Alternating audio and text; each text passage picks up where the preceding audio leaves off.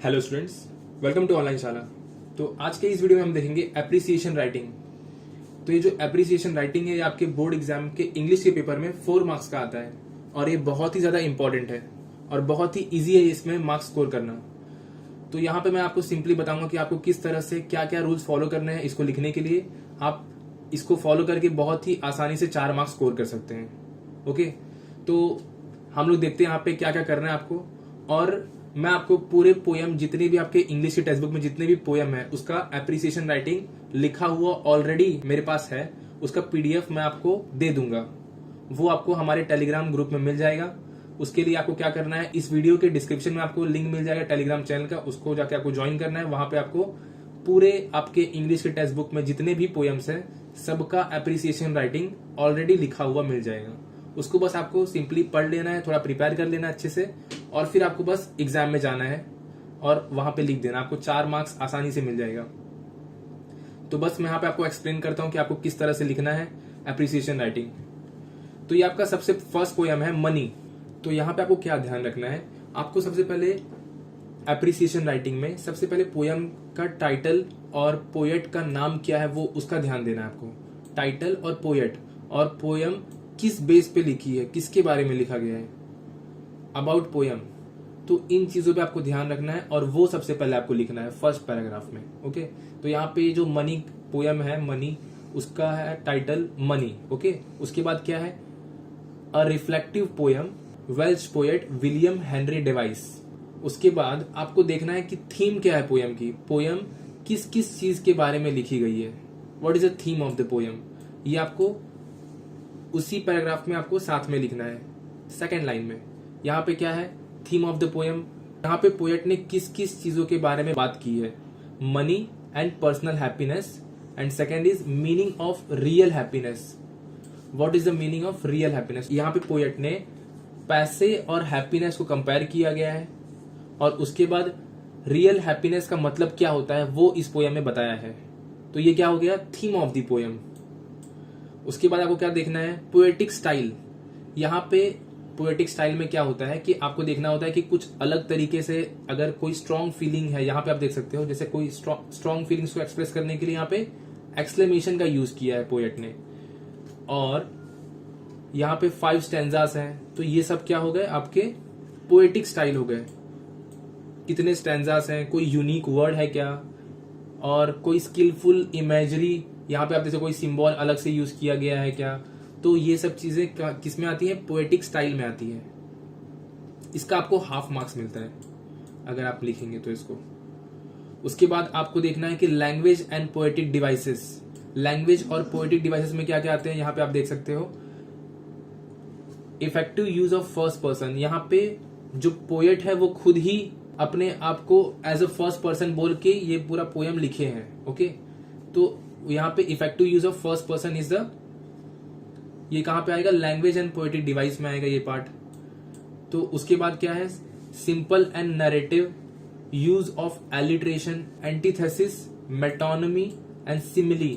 ये सब figure of speech है जो यहाँ पे इस पोयम में यूज हुए हैं।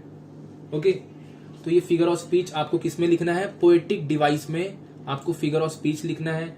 और इफेक्टिव यूज ऑफ, कि अगर पोएट ने जो पोयम लिखी है वो किस बेस पे लिखी, एज अ थर्ड पर्सन लिखी है, एज अ फर्स्ट पर्सन लिखी है, वो आपको यहाँ पे लिखना है लैंग्वेज एंड पोएटिक डिवाइस में। और लास्ट यहाँ पे आपको क्या लिखना होता है, राइम स्कीम लिखना होता है। राइम स्कीम बहुत ही सिंपल होता है। फॉर एग्जाम्पल जो पोयम है उसका फर्स्ट स्टैंजा 4 लाइन का है, तो जो लास्ट वर्ड होते हैं चारों लाइन में उनको देखना होता है और फिर उसके हिसाब से हमें ABCD लिखना रहता है। अगर लास्ट लाइन में 2 एक साथ मैच हो रही है तो उसमें AABB ऐसे सिंपल होता है। बहुत लोगों को पता होगा, उसके लिए हम अलग से वीडियो बना देंगे अगर आपको रिक्वायर्ड है तो। उसके बाद आप देख सकते हैं यहाँ पे आपको क्या लिखना है, यहाँ पे स्पेशल फीचर्स। पोयम में कोई स्पेशल फीचर्स जो कुछ अलग आपको अगर नजर आ रहा है तो यहाँ पे आप देख सकते हैं direct comparison between the life of rich and poor. यहाँ पे डायरेक्टली कंपेयर किया है life of rich and poor peoples. Okay, फिर यहाँ पे मैसेज क्या देना चाहते हैं, जो पोएट है वो क्या मैसेज देना चाहते हैं, तो यहाँ पे आप देख सकते हो containment is the greatest form of wealth, happiness comes after satisfaction. जो हैप्पीनेस होती है, जो खुशी होती है रियल लाइफ में, वो किससे आती है? सेटिस्फैक्शन से आती है। और उसके बाद बोला गया है money can buy happiness but not containment. जो पैसा होता है वो हैप्पीनेस खरीद सकता है। हम लोग कुछ देर के लिए, कुछ टेम्परेरी बेसिस पे हम लोग पैसे से खुश हो सकते हैं, बट जो रियल हैप्पीनेस होती है, जो रियल लाइफ में खुशी होती है, वो कहां से आती है? सेटिस्फैक्शन से आती है।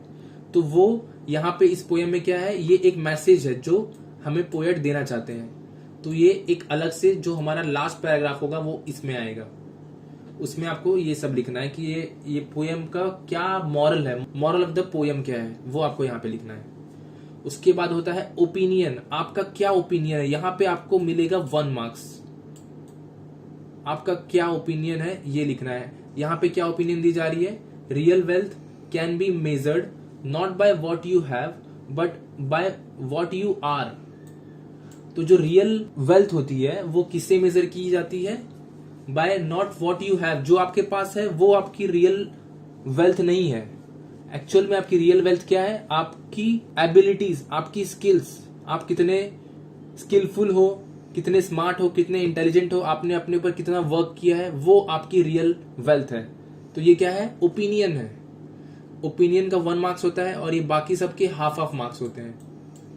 बाकी सबके हाफ मार्क्स होते हैं। ओके, तो इस तरह से आपको यहाँ पे देख सकते हो आप, यहाँ पे हाफ, तो ये 7 है। 1 2 3 4 5 6 7, तो ये 7 पार्ट्स में डिवाइड है। आपको यहाँ पे मिलेंगे पूरे ये जो 6 है इनके आपको 3 मार्क्स मिलेंगे, सब हाफ मार्क्स के होते हैं। और जो ये लास्ट वाला है इसका 1 मार्क्स होता है। ओके, ओपिनियन का आपको 1 मार्क्स मिलेगा। तो टोटल 4 मार्क्स का आपको एप्रिसिएशन राइटिंग पूछा जाएगा।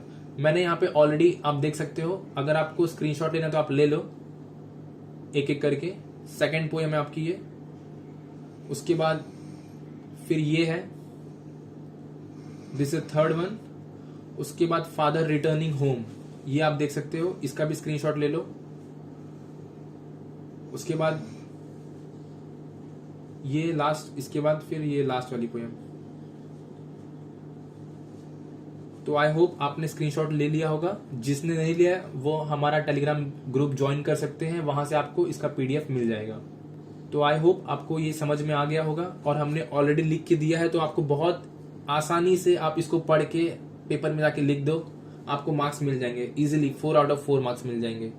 आपको बस अच्छे से पढ़ना है, इसको समझना है।